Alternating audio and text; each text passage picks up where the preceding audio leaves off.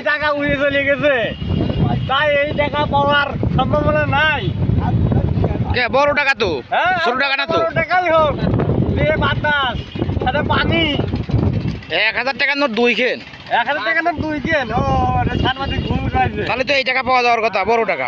আমাদের কুষ্টিয়া গড়াই নদীতে একজনা গোসল করতে যেয়ে তার কিছু টাকা উপরে রেখে গোসল করতে নামলে আকাশে মেঘ লাগে, মেঘের পরে অনেক বাতাস চলে আসে। সেই বাতাসে তার কষ্টের পয়সাগুলো কোথায় যেন উড়ে যায়। সেই টাকার খোঁজ করতে আমরা সবাই মিলে এখানে আসি, তো সেই টাকা আর পাওয়া যায়নি। তো বাতাসে কোথায় গেছে আমরা জানি না, এখনো খোঁজ করতেছি। আর এই গড়াই নদীতে কিন্তু অনেক পরিমাণ এখন মেঘ লেগেছে, মেঘে অনেকটা দেখো কেমন কালার হয়েছে আকাশে এই গড়াই নদীতে কুষ্টিয়া জেলাতে। তো এটা দেখার জন্যই আমরা সবাই মিলে এই ভিডিওটা দেখানোর চেষ্টা করলাম। বন্ধুরা দেখতে থাকো আমার এই ভিডিও, আমি তোমাদেরকে দেখাতে চলেছি সুন্দর একটা ভিডিও, দেখতে থাকো।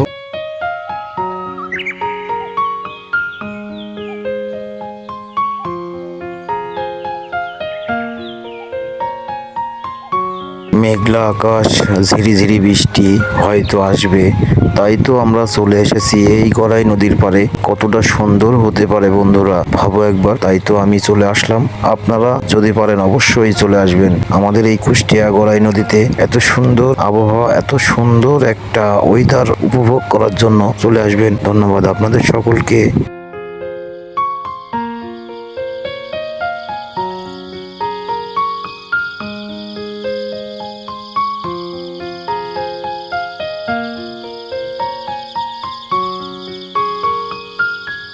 কত সুন্দর যেন প্রকৃতির সঙ্গে সবকিছু মিলে যাচ্ছে।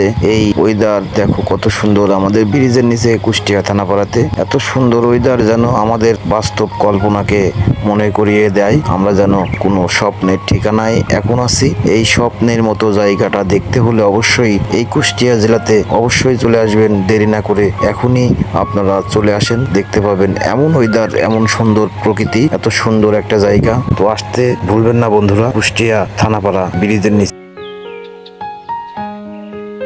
যারা যারা আমার এই চ্যানেলটিকে সাবস্ক্রাইব করেননি, সাবস্ক্রাইব করে সঙ্গে থাকবেন আর নতুন নতুন বন্ধুদেরকে এই ভিডিও দেখার সুযোগ করে দেবেন। ধন্যবাদ আপনাদের সবাইকে আমার সঙ্গে থাকার জন্য।